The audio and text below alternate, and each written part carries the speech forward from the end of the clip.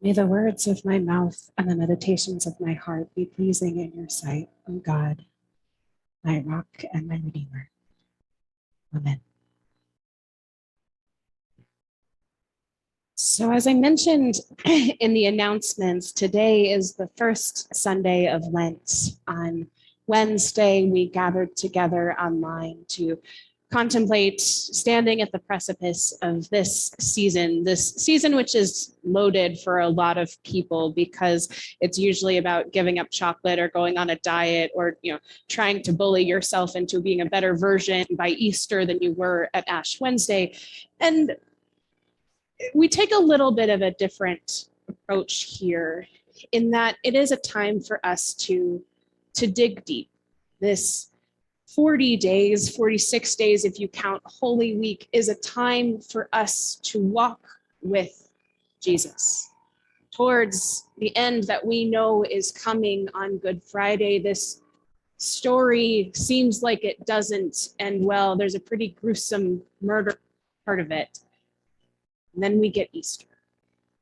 But this is a time where we take the time to get to that point. We talked last week about being an apprentice to our sorrow. This is a time for us to pay attention to those feelings that we would rather not welcome into our lives, but that are instructive, our pain, our anger, our grief. This is the container that in its wisdom, the church calendar sets aside for us to be a companion to our joy, which we celebrate on Easter morning. We are just at the beginning of it.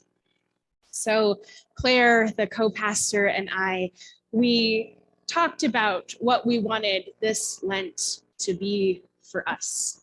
And world events happened as well, which are informing how we are approaching this. But in the spirit of thinking globally and acting locally, we decided that our most faithful course of action is to continue that Vista Grande is already engaged in, which is the work of anti-racism and what that means in Colorado Springs specifically. So I want to do just a little bit of a knowledge check because having gone through graduate school and thinking about theology literally all the time, I get a little bit not engaged with maybe what other people think about theology, because this is such a, it's just the lens that I view the world through and spent 3 years thinking about it with other people who only think about that. So I have a really specific approach to this work. So do we know who Dr. James Cone, Reverend Dr. James Cone is? I'm seeing some no's. Some yeses, excellent. Okay, fellow theology nerds. Okay, so Reverend Dr. James Cone is who I would say is the father of Black liberation theology here in the United States.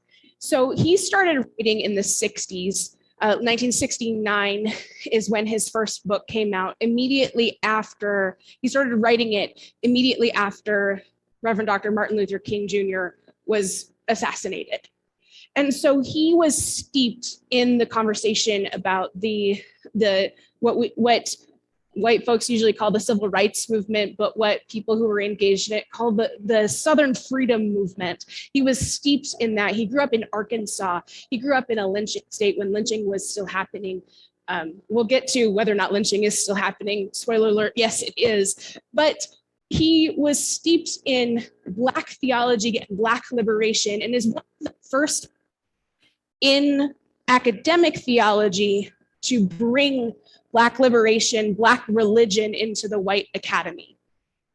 And he taught at Union Seminary in New York City, who has a reputation for being extremely progressive. It is the seat of where we understand the social gospel. So this idea that the gospel of Jesus the Christ has meaning and bearing for how we conduct ourselves in society, how we care for those people on the margins. So as you read the book, you'll engage with the thought process of Reinhold Niebuhr, who is one of the one of the fathers of the social gospel, but in a way that we like to keep white folks comfortable. We can think about poverty and we can think about racism in a way that doesn't disrupt how white people are doing business. So even this progressive seminary, where there is a bastion of this social gospel that is doing good work in the world, race was something that they did not have the tools to have a good conversation about, and maybe even ignored it deliberately because they were writing when lynchings were happening, but it was not addressed in the white theologians' work. So Reverend Dr. James Cone was one of the first Black faculty members at Union. So he had gained enough traction in academic theology to get kind of a prestigious spot, but it was still an uphill battle because, as I've learned from some of my seminary professors, sometimes even more progressive institutions, they think they're not racist and then wind up being more racist because they are not attuned to the ways that white supremacy is playing out in their institutions. So he was at Union, James Cone was at Union for all of his career, basically, writing about Black theology, Black liberation, the Black church, and how it can redeem the soul of American Christianity. Because his contention was that any Christianity that supports white supremacy is not a valid Christianity. And he wanted to offer a path back toward a Christianity that matters. That is a tall order for one writer to do. And he did it imperfectly. He's kind of there are valid critiques of his work, and also he is an incredibly powerful voice as we contemplate what it means to be in solidarity with Black and Brown people here in Colorado Springs. So, The Cross and the Lynching Tree is one of the last books that he wrote, came out in 2011. He kept hoping that people would make the connection between these two things. And for most of his career, he kept hoping someone else would write the book that he knew he had to write. And then well into his 80s, he actually sat down to write it. And we are the beneficiaries of that work. But before we deal with what the connection between those two things is, I want to render something that has been made invisible because it is everywhere, more visible to us, so that assumptions that we may be making are out in the open before we start this conversation.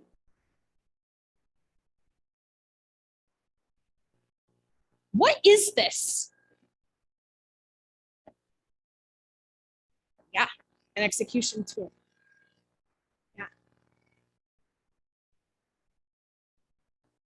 Other thoughts?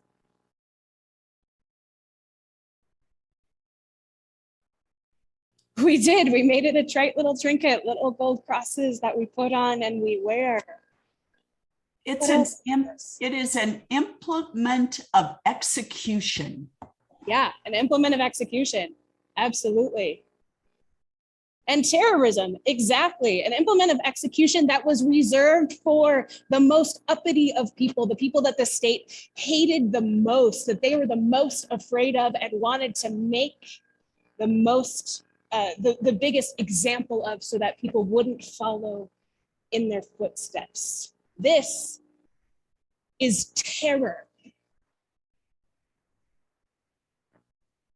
So, yeah, watch out. Look what happens to people who talk like this, who do ministry like this. Look what happens to them. Literally one of the most gruesome and painful deaths you can imagine happens this way. Amy, yeah. Oh, yeah, absolutely. Sorry, I'm holding a cross.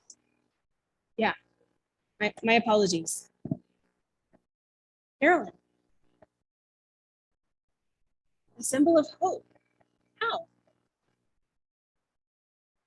because it's bare, because no one is on it right now. Other thoughts?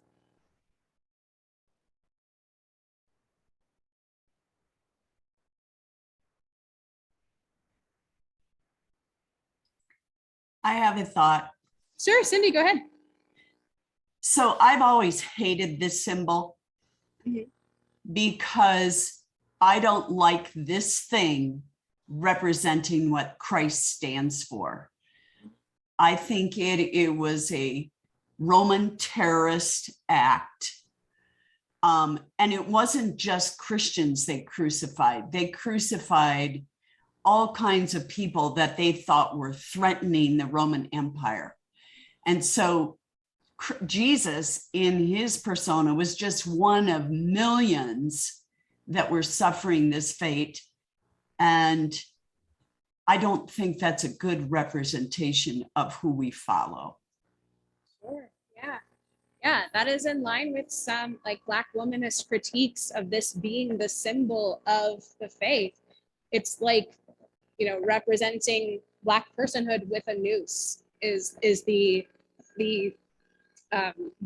analogy that other people have made, and some Black Christians that I know refuse to wear crosses for that exact reason. Why would we uphold this symbol of torture if if it's basically free advertising for state violence, right? Um, so why is Nancy? And there were hundreds of them on the way to Rome. There were hundreds of them on the way to Rome. Yes. If you think basically, the way that in medieval Europe, people were drawn and quartered and their heads were on pikes, that kind of gruesome scene, this is a similar type of torture and public humiliation and desecration of a dead body that was happening at that time. Absolutely. And it lined the way to Rome. It was a path, a road of violence. Other thoughts? Diane. It also appears to be a really good fear tactic for Christians in relationship to if you literally live as Jesus did and follow Jesus' way, there's a pretty good chance that this fate might come to you as well. So in present day time, as we talk about, that's who we should be and that's how we should be living. It's hard not to see the possibility of this being the end result, which I think is very intimidating. Yeah, that puts a different spin on wearing a cross necklace, doesn't it? It's a little scary. Anne.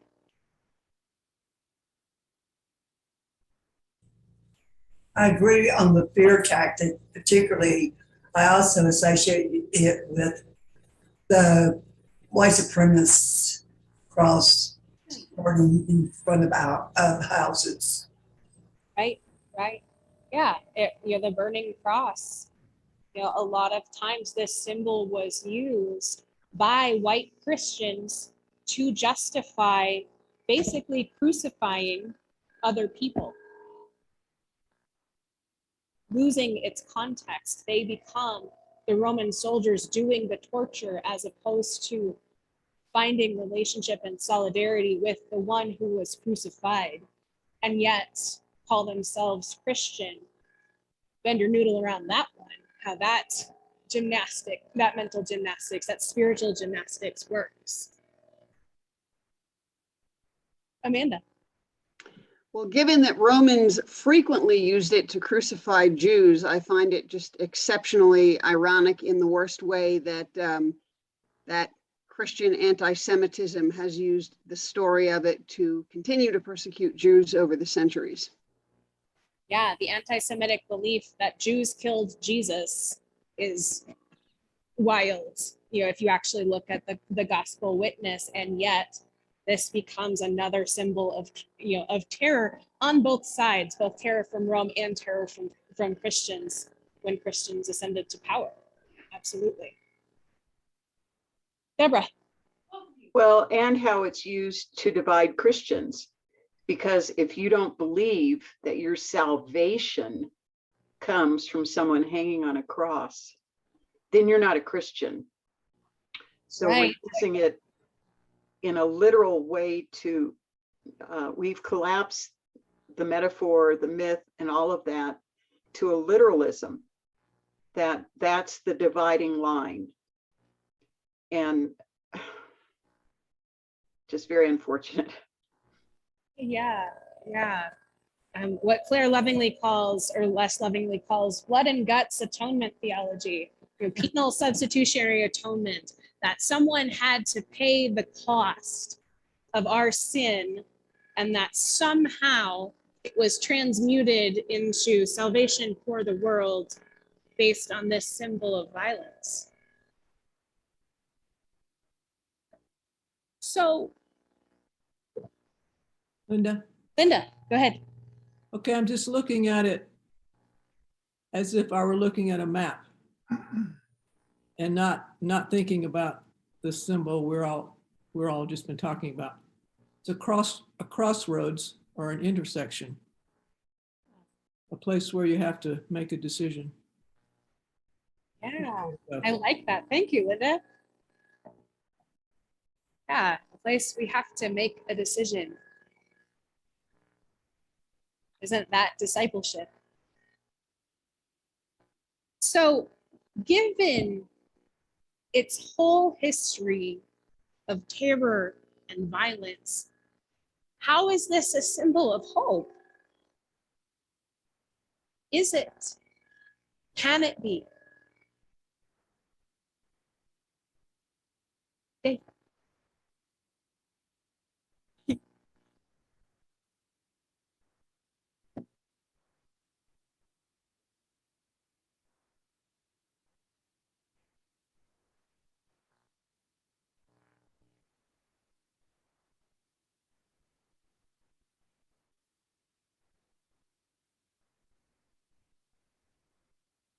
Yeah.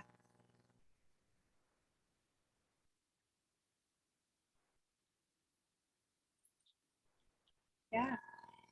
Yeah.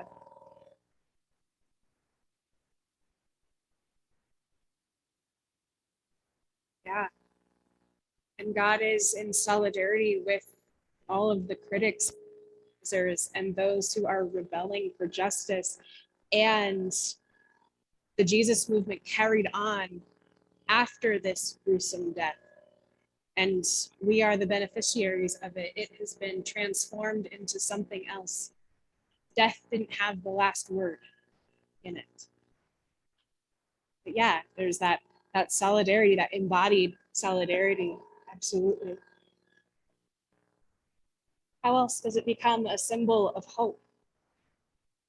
Why did we choose it as our symbol?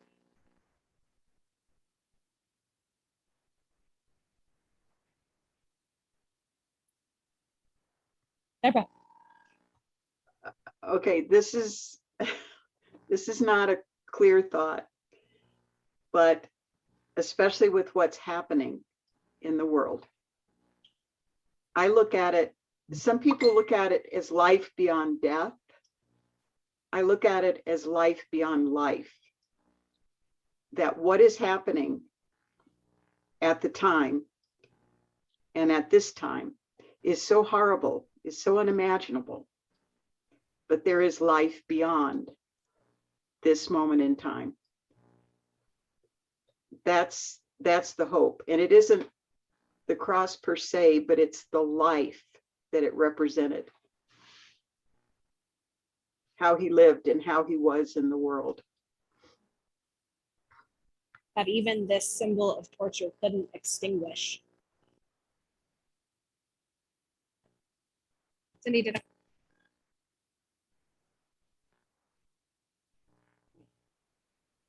other thoughts? Go ahead.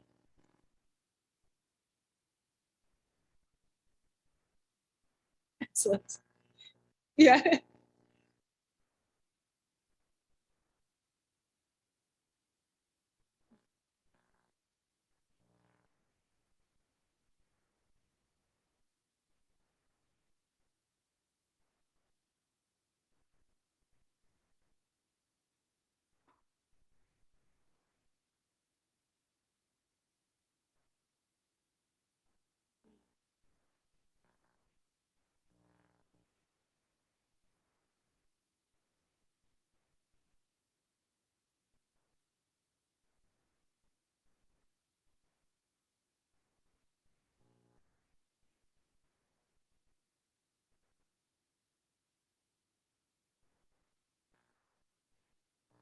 Bringing God where God wasn't. This is not a godly symbol. And yet, and yet. But I think in that and yet, we have to understand the gruesomeness of it, to like the human gruesomeness of it, to understand the God who is in solidarity, the God who, through some mystery which I don't understand, can redeem even this level of violence, that there is something that happens where hope can break through even in the most hopeless place, where God can be where God cannot be found, and yet God is still there. As we approach this work of the cross and the lynching tree, we can't avoid the blood. As nice liberal Christians, we really hate any kind of mention of blood. We don't use that kind of language when we talk about communion. We don't talk about being covered in the blood or any of these kinds of things, because it's gross and weird and we don't like it. And also, we can't avoid this kind of violence. If we are going to understand the solidarity that God has with suffering people, we are going to understand Black liberation theology, we cannot avoid that this was a lynching. And yet, it is also a symbol of hope, somehow. Those two things are in tension. What humans cannot redeem ourselves is being redeemed by God in a way that we don't have language for all the time. This won't be a hopeful season. We're going to work for our hope when it comes at Easter, I promise. And so we keep the cross in view in Lent. This thing, this symbol that has become so innocuous, it's important that we remember what it is and what the roots are, and that we intentionally carry all of it with us as we journey through this Lent. May the God who is in solidarity with the rabble rousers, who paid the ultimate price for it, not to save us from our sins, but to show us that there is another way. And we keep that cross in view over these next 6 weeks and as we walk our journey of faith.